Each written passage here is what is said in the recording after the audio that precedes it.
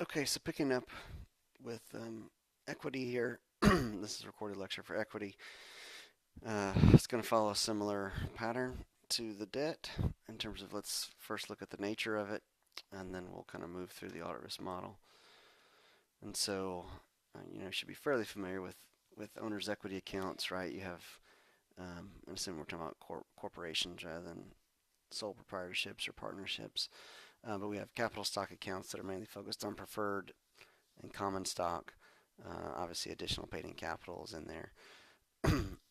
Retained earnings related to the income for the period, dividends, and possibly prior period adjustments. And again, the key here is that there aren't a lot of transactions, just like with debt, but they're usually pretty material in terms of amount, right? If you issue new stock, if you have significant dividends, right, those are usually pretty material. And hopefully retained earnings is a material amount related to your balance sheet, right? Otherwise, that means you're either a startup or you're not doing very well if you've had a lot of losses. But these are material accounts. So let's go through the audit risk model, looking at audit objectives for owner's equity. Again, taking those assertions, applying them to equity, owner's equity, we get these audit objectives. So substantiating the existence of owner's equity and the occurrence of related transactions, establishing completeness of what's been recorded, making sure they are in the right period, valuation and accuracy, and presentation and disclosure. Notice we don't have rights and obligations, right? This is because we're not talking about assets, we're not talking about liabilities. This is now owner's equity. And so we don't actually have that assertion related to owner's equity. Kind of the one difference with equity compared to the others. Okay, and so a lot of the focus is going to be on the validity, the authorization of these transactions because they're so large, right? And kind of the accuracy and presentation and disclosure becomes a big one here. Oop, kind of went a little fast. So I don't talk.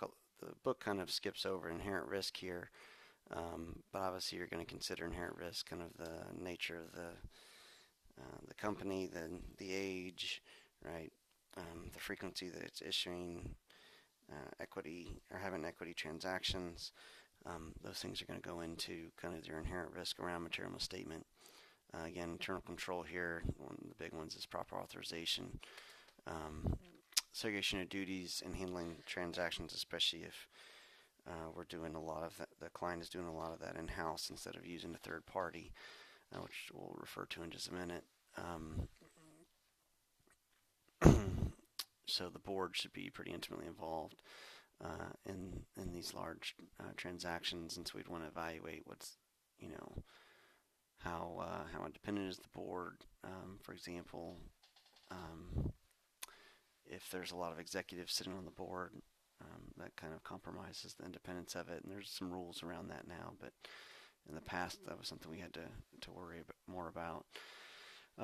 For most of the large companies, they're going to use a registrar and a stock transfer agent, and that's going to basically be the third party that helps control when you're issuing stock, who has the stock at any given point in time, right? They're going to be able to keep records of that to where if you're going to pay dividends, you need to know. And so they're going to keep track of how much stock is outstanding at a given point in time.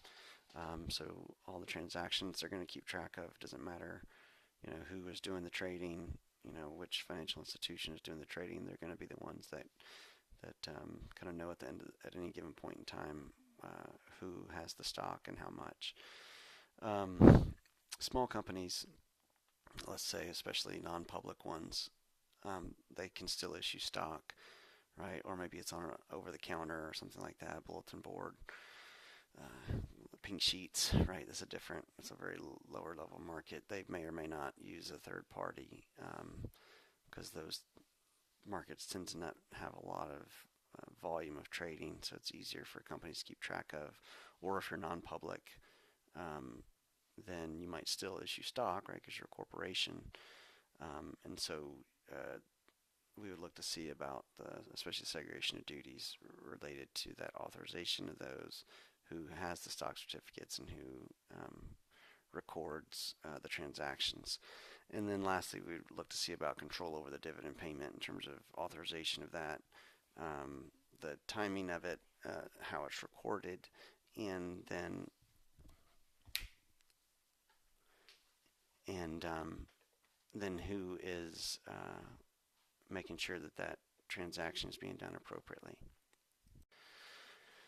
So obviously, as part of this process, have to obtain an understanding of internal control over these transactions, um, either memos or flowcharts. And so we've get answers to a lot of those questions that we talked about on or a lot of those issues we talked about on the last slide, to make sure that we feel good about their internal controls. And then we can uh, have our initial planned level of control risk. Part of this process is making sure we understand it. And this really probably belongs ultimately in the inherent risk slide, or portion where we're kind of understanding the the process, understanding, how are they incorporated. A lot of those kind of founding documents you're going to use um, here to understand the process. The minutes of the board meetings will we'll talk about in detail um, these capital stock transactions, and so we would be looking at that for evidence, for example, of authorization and evidence that they're actually following the procedures they're they're set forth in the articles of incorporation and the bylaws. And so then we're going to move to, once we kind of get that control risk, again, kind of the big risks for material misstatement are around making sure they're recording things appropriately, making sure it was authorized. Or I guess the risk is that it would not have been authorized. The risk is that they would not have recorded them appropriately, that they would not have disclosed it appropriately. Some of these, for example, preferred stock is going to have certain features in there that would need to be disclosed in terms of how much is paid out, dividend arrears, those types of things. And so those are some of the risks, and then we're going to design our audit procedures around it. And again, similar to last time, where we do have some specific controls we can test in addition to um, the regular process around cash, for example. But because there's few transactions, a lot of times we can do this testing with substantive testing at the same time, right?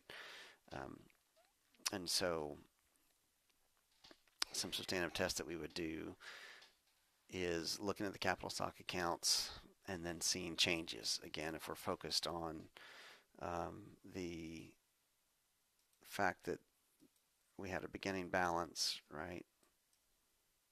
We have some change, and that gets us to an ending balance, right? So last year we had already looked at the ending balance from last year, which becomes our beginning balance. So that means now we're mainly focused here on the changes, right?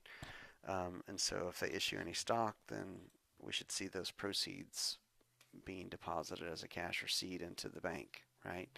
And so we'll make sure that we confirm that. We'll confirm shares outstanding, and again, this is a confirmation. It's going to go to the stock transfer agent or the registrar. Let's see if I can write it. That's not terrible. It's not terrible. Although, okay, I got too confident, messed it up at the end. Anyway, that's a little bit like a Q. It's supposed to be a G.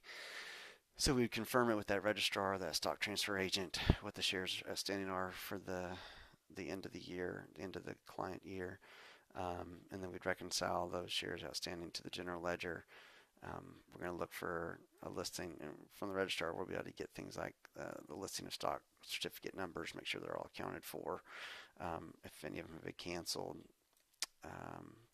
for example, if we bought some treasury stock, or excuse me, if the client bought treasury stock, then that would that would help. And if we have a stockholders ledger, again, if we're smaller and we're keeping the stockholders ledger and starts stock certificate booked, we're going to make sure those line up with what is ultimately in the control account, right, for common stock and additional paid-in capital.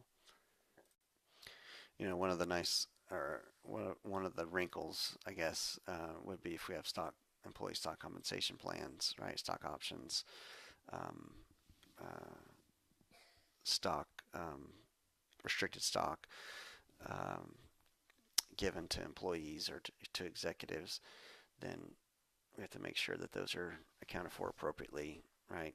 Um, I actually did my dissertation on FAS 123 and 123R around stock options, kind of shifting from the old way of doing it, where you basically came up with the intrinsic value of a stock option and shifting to a fair value of stock options, right, using some kind of stock option pricing model, because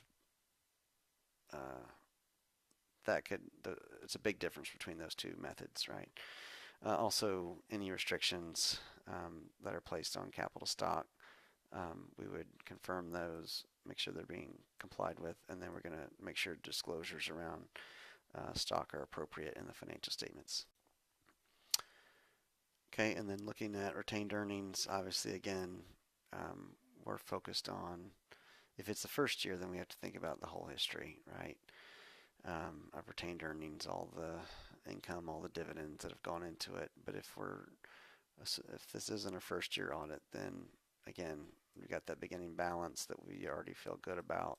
So that means we're just going to focus on the changes, right?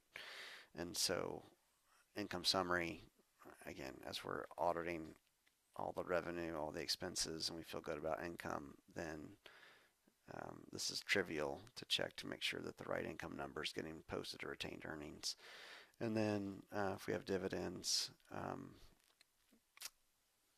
or reserves that impact retained earnings, then making sure those are, again, focused on the change, what's happened during the year, making sure, for example, those stock dividends or cash dividends were authorized. What's the date of the dividend? What's the date they're going to be dispersed, right? Declaration date, date of record, all those things that you learned in your intermediate classes. And then making sure that we have good authorization, right? That's a big one for this area. And then looking at, and this is actually some of what I just said already in terms of making sure we have the right dates and the amounts, the amount paid out for the dividends. Any preferred dividends in arrears, like if it's been a few years since they've paid dividends, making sure those preferred dividends are paid first. And then if we have any unclaimed dividend checks, right, you send a check out to a stockholder of record and they don't cash the check, right? How are they dealing with that? And so those are some of the things we'll confirm for dividends. And then looking at presentation, right, for each issue you're going to have these different things listed: par value, dividend rates, if there's any conversion or call provisions. Oftentimes on the face of the balance sheet you'll see amount authorized, amount issued, amount in treasury, or all these things. We're going to look to make sure presentation is correct. And then the last thing I'll mention here for equity is just the timing of when we're going to do the audit work. Again, not a lot of transactions, very material though, and it's most appropriate for doing most of the work after the period is closed, right? Because again, we want to make sure that we get everything in there, even though completeness is not the main issue here. We're not as much worried about them not recording it. But for example, if you're going to look at dividends paid, or for example, the income summary amount that has to go to retained earnings, right? You can't do that until the period is closed, so you can't really finish the work. Now you could conceivably, if they had significant stock issuances at some point during the period, you could evaluate that during the year as opposed to waiting until after. But a lot of times you're going to generally wait till after the close of the period. Now, if this is your first time, then you're not going to wait till after year end, right, for a first year audit, because you have to go back in time and do the whole history of retained earnings, right? So you don't need to wait till then. Now you may wait till the year end, after year end, to do the current year, but to get all the history of retained earnings, you might go ahead and do that during the period. All right, so that's going to conclude the lecture for equity.